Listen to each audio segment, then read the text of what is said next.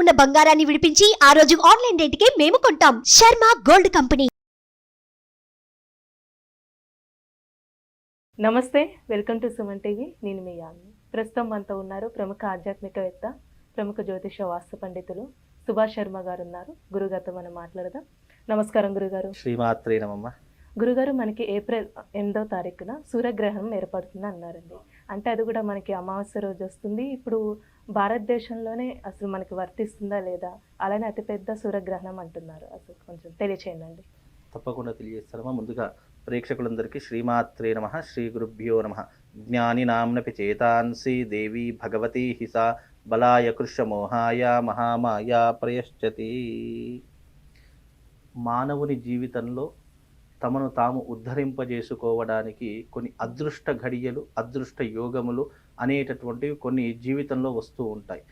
జ్యోతిష్య శాస్త్రరీత్యా గ్రహణము అనేటటువంటిది మనిషి ఉద్ధరింపజేసుకోవడానికి కూడా ఉత్తమమైనటువంటి పుణ్యకాలంగా కూడా మన సనాతన ధర్మం జ్యోతిష్య శాస్త్రం తెలియజేసింది. దేవతలకు శక్తిహీనంగా కలిగించేటటువంటి దాంట్లో గ్రహణము ఒక ప్రధానమైనటువంటి కారణము. అలాగే మనిషి తన జీవితంలో తమ జీవితాన్ని ఉద్ధరింపజేసుకోవడానికి, ఒక ఉన్నతమైనటువంటి శిఖరాన్ని అధిరోహించడానికి కూడా గ్రహణ ప్రభావం అనేటటువంటిది మనిషి జీవితంలో కూడా చాలా చక్కగా ఉపయోగపడేటటువంటి అంశంగా కూడా కొంతమంది సనాతన ధర్మంలో ఋషులు మునులు తెలియజేసినటువంటి దాఖలాలు ఎన్నో కూడా ఉన్నాయి సనాతన ధర్మంలో.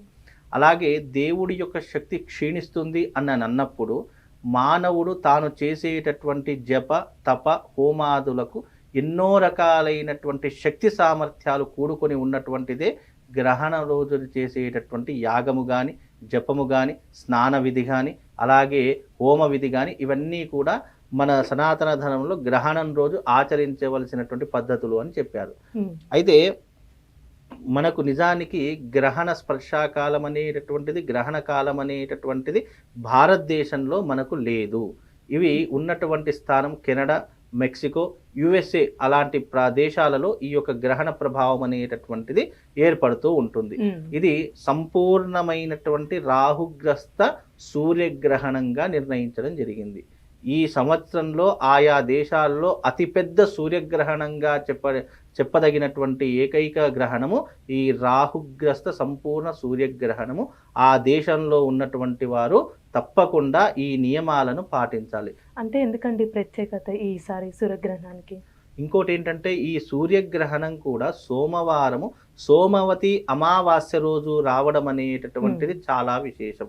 విశేషం మీన్స్ మనిషి ఉద్ధరింపజేసుకోవడానికి, అలాగే తమ జీవిత కాలంలో పాపము నుండి, అలాగే తమ జీవిత కాలంలో పుణ్యాన్ని సంపాదించుకోవడానికి ఇది చాలా అరుదైనటువంటి విధానంగా కూడా చెప్పేటటువంటి విధానంలో కూడా చెప్పడం జరిగింది. అయితే ఈ కెనడా, మెక్సికో, యుఎస్ఏ ఈ దేశాలలో ఈ గ్రహణ నియమాలు తప్పకుండా పాటించాలి. భారతదేశంలో ఈ గ్రహణ నియమాలు పాటించవలసిన అవసరం లేదు.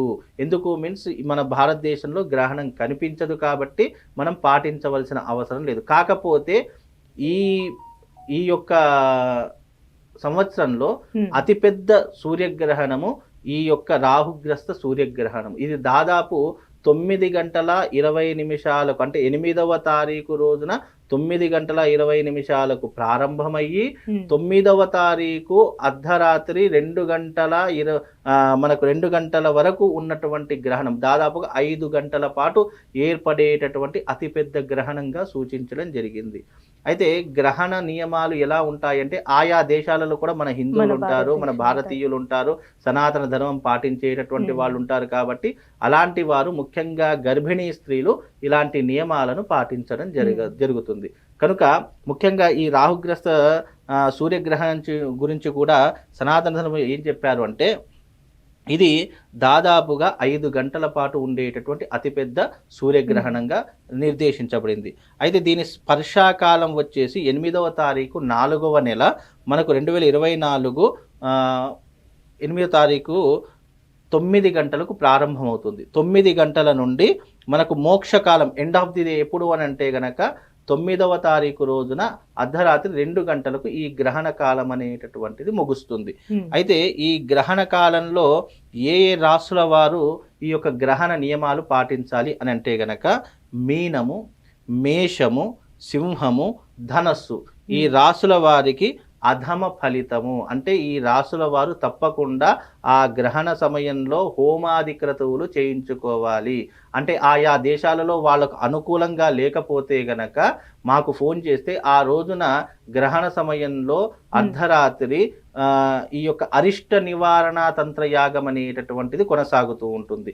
ఆ అరిష్ట నివారణ తంత్రం ఈ రాసుల వారు తప్పకుండా ఆచరణ చేపించుకోవాలి. లేదు అంటే గ్రహణ ప్రభావం వాళ్ళ మీద పడి రాబోయేట రోజులు ఏదైనా విపత్తులు కానీ ఇబ్బందులు కానీ జరిగే అవకాశం ఉంటుంది. అలా జరగకుండా ఈ అరిష్ట నివారణ తంత్రం చేయించుకో. అరిష్ట నివారణ తంత్రం అంటే అర్థం ఏంటి?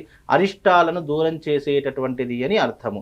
అలాగే కన్య, తుల, వృషభం, మిథునం ఈ రాశి వారికి ఉత్తమ ఫలితాలు ఉన్నాయి. ఈ గ్రహణ ప్రభావం వల్ల అదృష్టం కలిగేటటువంటి రాశులు ఏ ఏ రాశులు అంటే కన్యా రాశి వారికి అదృష్ట యోగం కలుగుతుంది, తులా రాశి వారికి అదృష్ట యోగం కలుగుతుంది, వృషభ రాశి వారికి అలాగే మిథున రాశి వారికి ఉత్తమ ఫలితాలు ఉన్నాయి. ఈ గ్రహణ ఫలితాలు ఉత్తమ ఫలితాలు ఈ రాశుల వారికి ఉన్నాయి.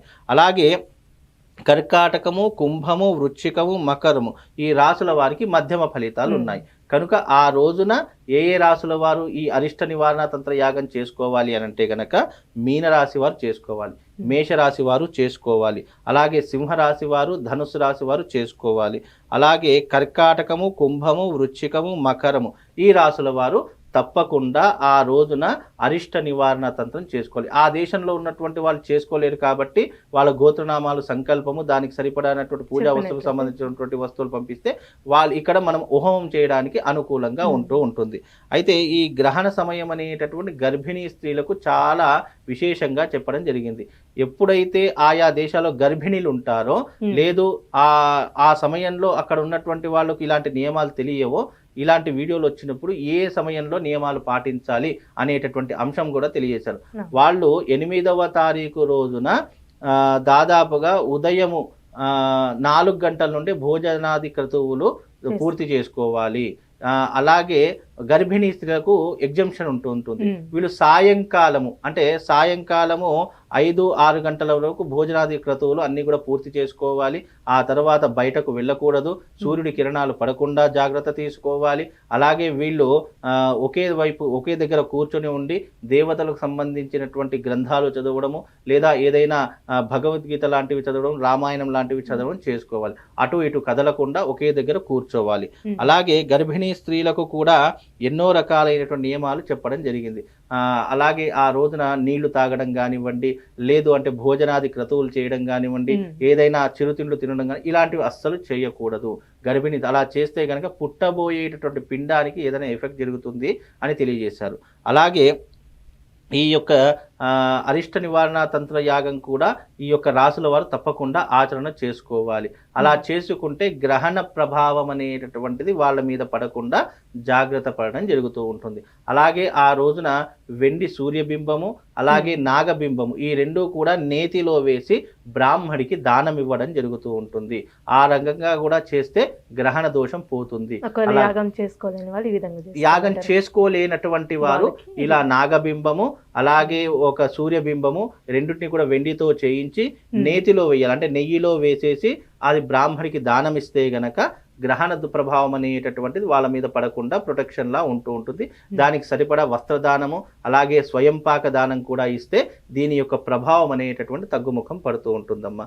ఇది గ్రహణము. అంటే మన దేశంలో లేదు కాబట్టి మనం భయపడాల్సిన అక్కడ ఉన్నటువంటి వాళ్ళు ఉంటారు.